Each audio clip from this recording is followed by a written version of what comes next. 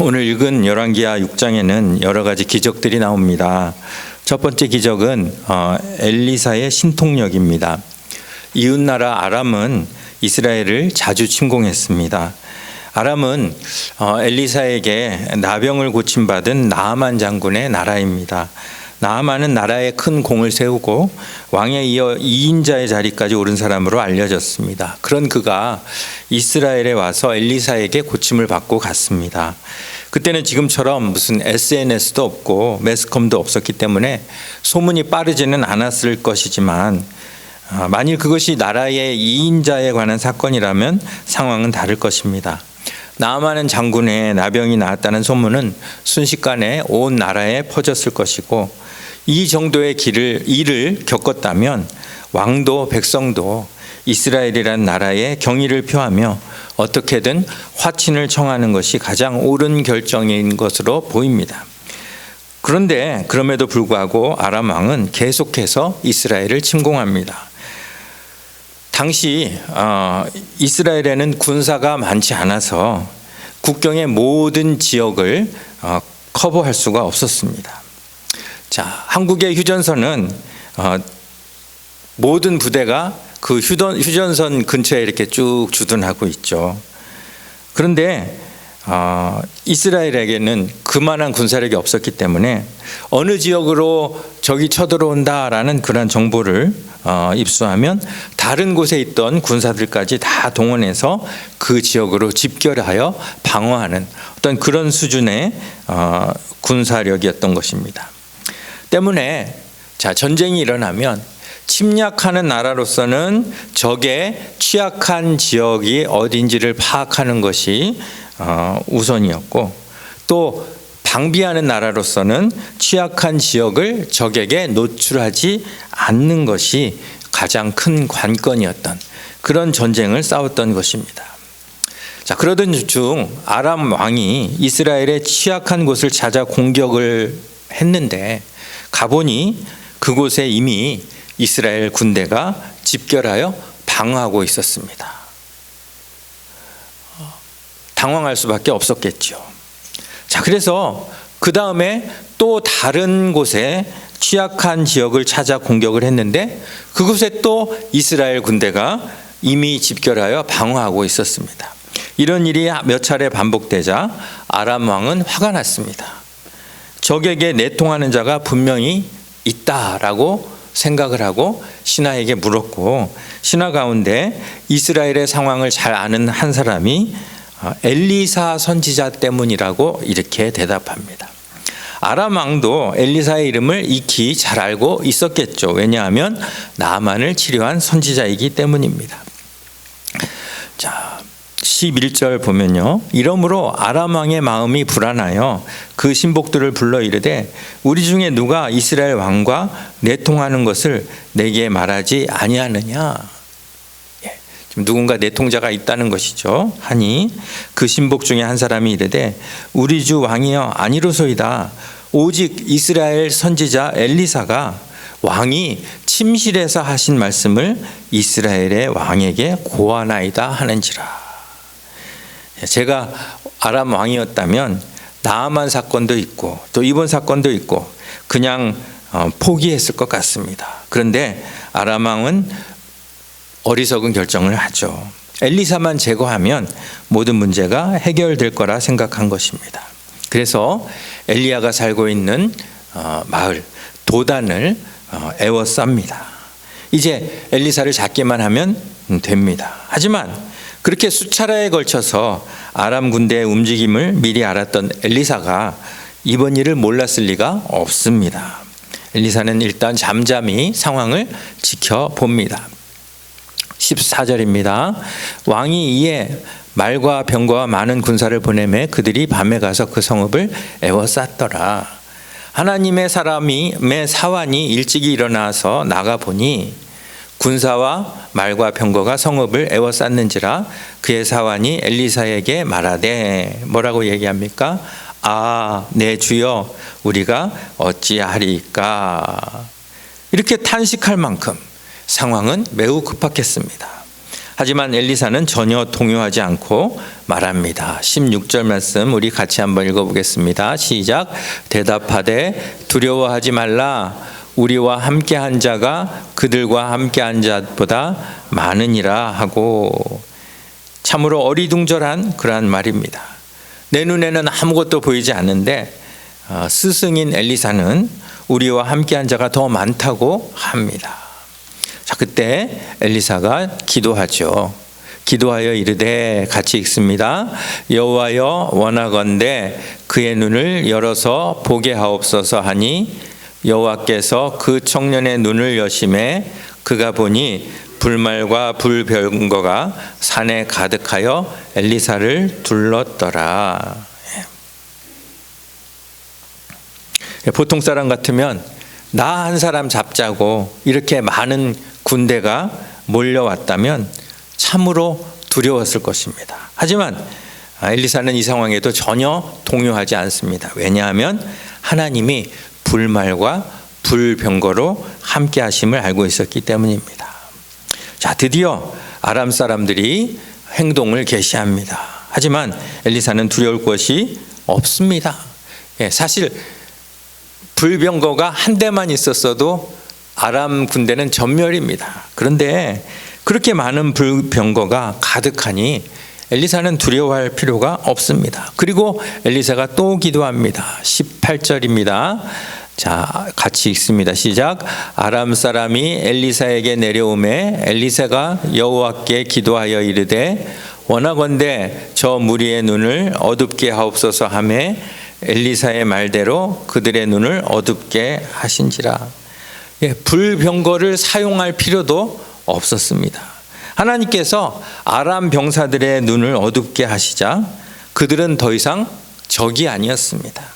물에 빠뜨리든 굶겨 죽이든 칼로 치든 그들은 완전히 엘리사의 손 안으로 들어온 것입니다.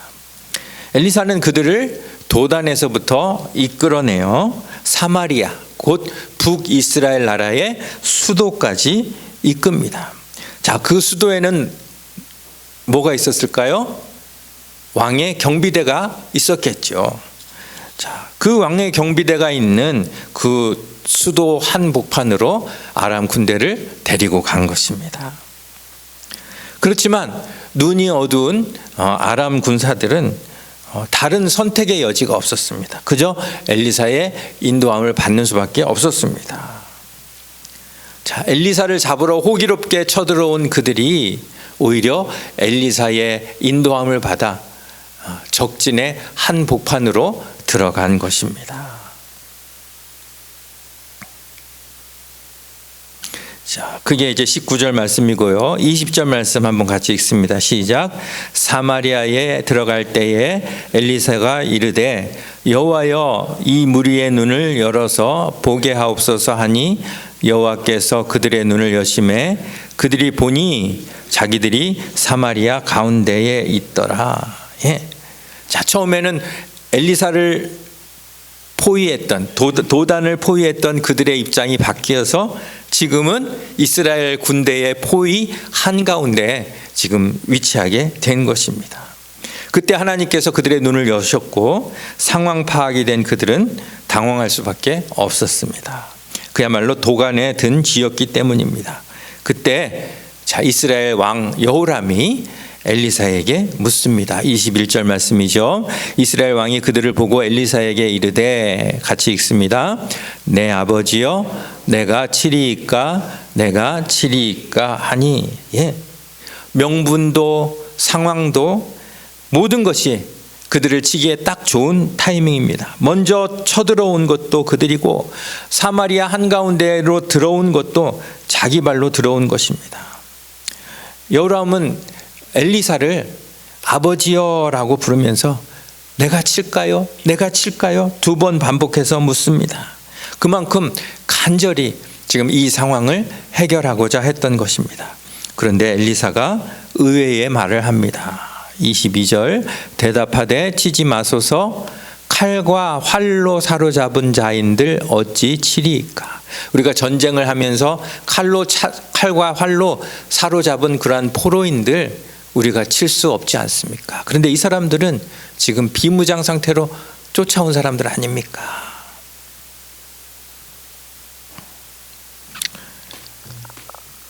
그들을 치지 말라는 것입니다. 거기까지는 이해가 됩니다. 그런데 거기서 한술 더 떠 엘리사는 뭐라고 얘기합니까? 한번 같이 그 다음 읽겠습니다. 시작. 떡과 물을 그들 앞에 두어 먹고 마시게 하고 그들의 주인에게로 돌려보내소서. 그들을 자기를 치러 온 그 군사들을 배불리 먹여서 돌려보내라는 것입니다.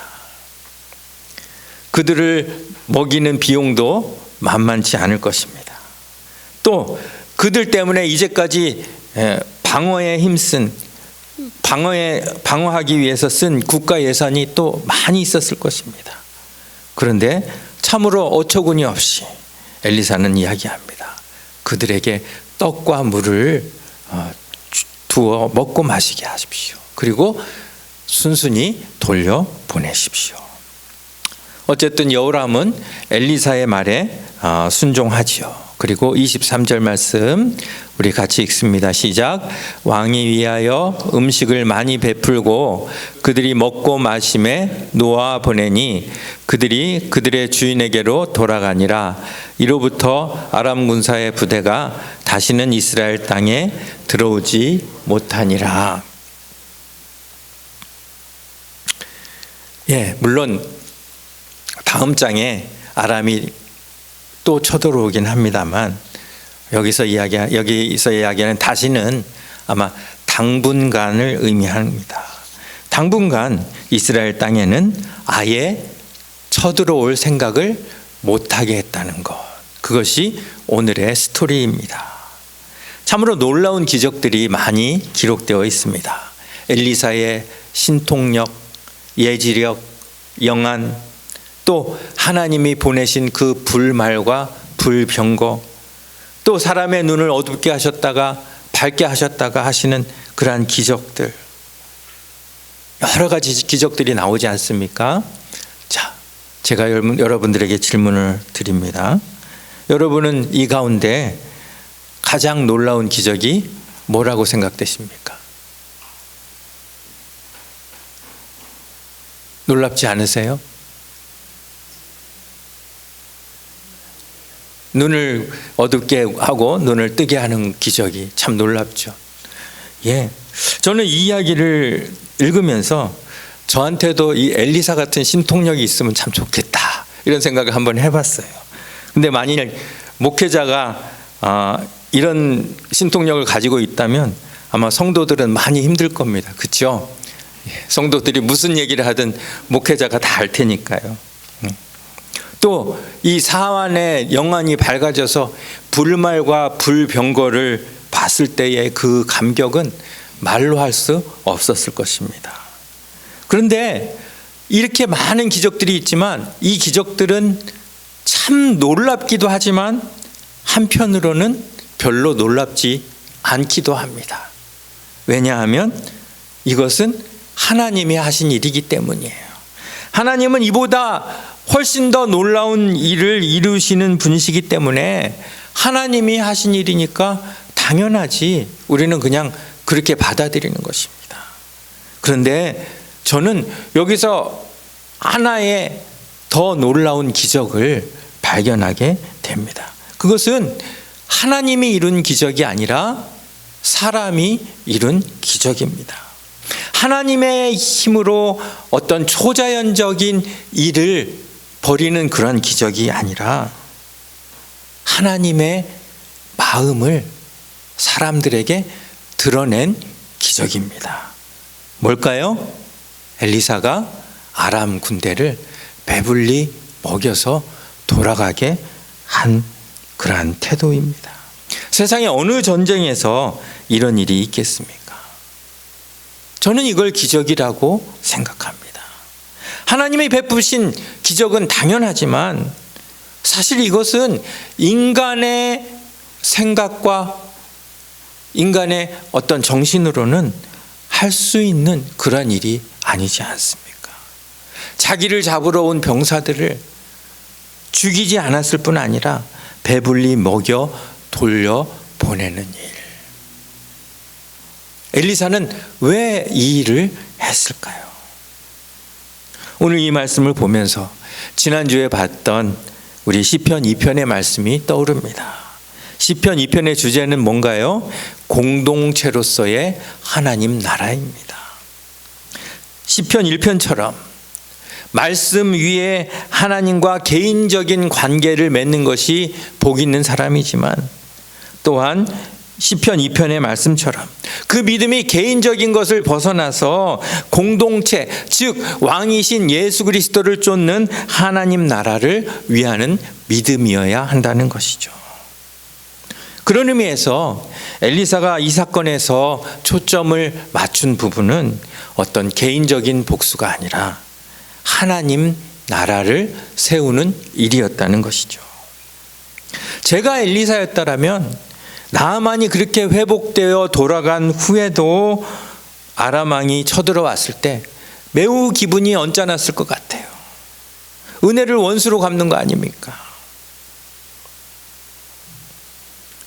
만일 엘리사가 이 일을 감정대로 처리했다면 다 죽여도 시원찮은 그런 상황입니다. 하지만 하나님 나라는 감정대로 일을 처리하는 나라가 아닙니다. 상황대로 처리하는 나라가 아닙니다. 하나님 나라는 하나님의 온유와 자비가 드러나는 나라입니다. 여러분, 자, 사마리아 한복판에 아람 군대가 쫙 있고 그 다음에 이스라엘 군사들이 쫙 포위하고 있습니다. 근데 그들에게 떡과 물을 주어서 먹고 마시게 하는 장면. 자, 어느 장면이 떠오르십니까? 예수님이 오병이어로 배불리게 먹이시는 그런 장면이 떠오르지 않습니까? 엘리사의 마음을 알 리 없었던 여호람은 자기 손으로 그들을 치겠다고 합니다. 상황을 보세요. 지금 하나님이 주신 기회가 아닙니까? 만일 여호람의 말대로 그들을 쳤다면 아람 왕은 틀림없이 군사를 다시 모아서 또 쳐들어왔을 것입니다. 그런데 그들이 한동안 쳐들어오지 못한 이유가 뭘까요? 여러분, 그 이솝 우화에서 그 이야기 다 아시죠? 바람과 해가 지나가는 나그네의 외투를 벗기기 시합을 합니다. 바람이 쌩쌩 불면서 그 외투를 벗기려고 했는데 나그네는 바람이 불면 불수록 옷깃을 더 여밀 뿐 절대 벗으려 하지 않았습니다.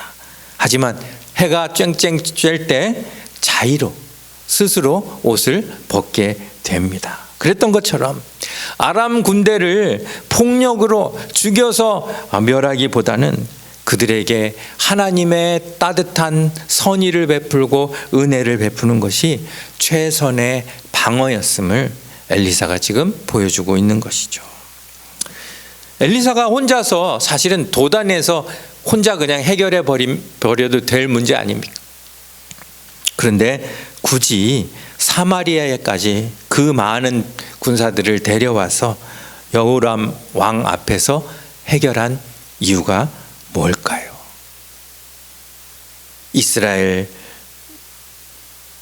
백성들과 왕에게 하나님의 나라는 어떤 나라인지를 보여주려는 그 마음 때문이 아니었을까요? 스가랴 4장 6절 말씀 우리 같이 읽습니다. 시작. 만군의 여호와께서 말씀하시되 이는 힘으로 되지 아니하며 능력으로 되지 아니하고 오직 나의 영으로 되느니라.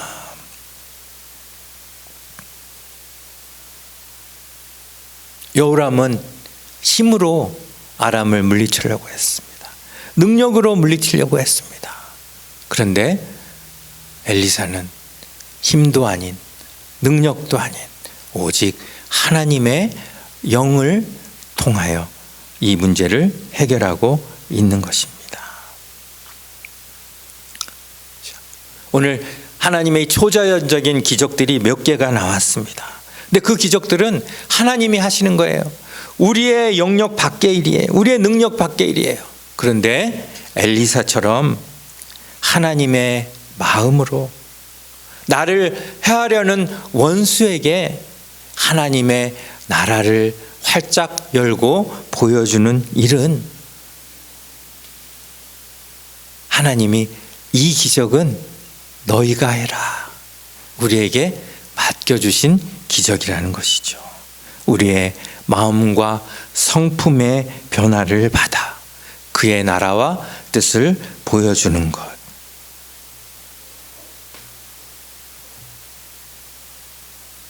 오늘 제목이 기적을 이루는 삶입니다.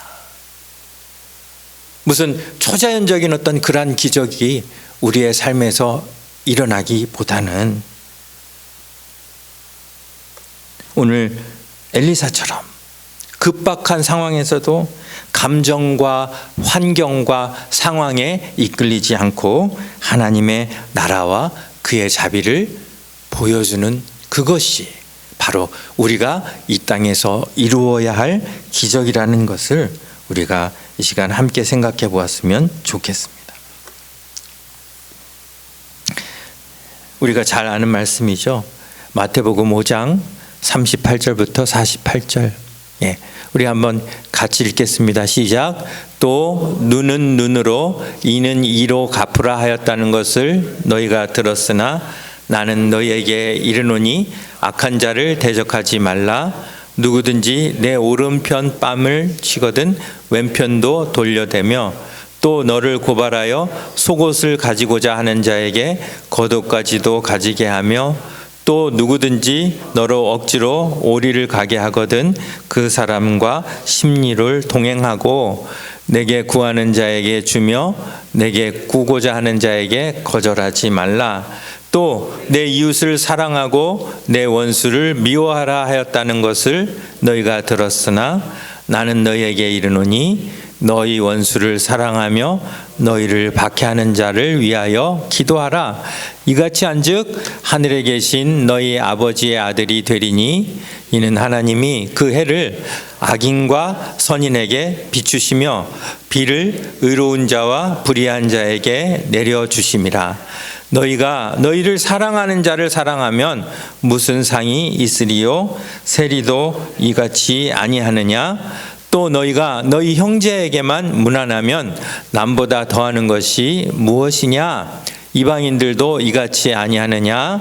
그러므로 하늘에 계신 너희 아버지의 온전하심과 같이 너희도 온전하라. 눈은 눈으로 이는 이로 거기서부터 출발을 해서 어디까지 갑니까? 나를 해하려는 원수까지 사랑하는 것. 그것이 우리가 보여줘야 할 기적이라는 것이죠. 이 말씀을 엘리사는 구약에서 이미 우리에게 보여주고 있습니다. 자, 이렇게 하나님 나라를 보여줬을 때 아람이 다시는 이스라엘을 만만히 볼 수 없었다는 사실을 우리가 기억해 볼 수 있기를 바랍니다. 교회가 세상 안에서 바로 설 수 있는 것은 힘이 아닙니다. 능력이 아닙니다. 바로 우리 마음 가운데 임하시는 성령에 의하여 우리가 하나님의 은혜와 긍휼과 선하심을 사람들에게 보여줄 때에 교회는 세상 안에 우뚝 설 수 있을 것입니다. 우리 교회가 우리 성도들의 삶이 이러한 용서와 선으로 가득 찬 축복의 삶이 되시기를 간절히 축원합니다.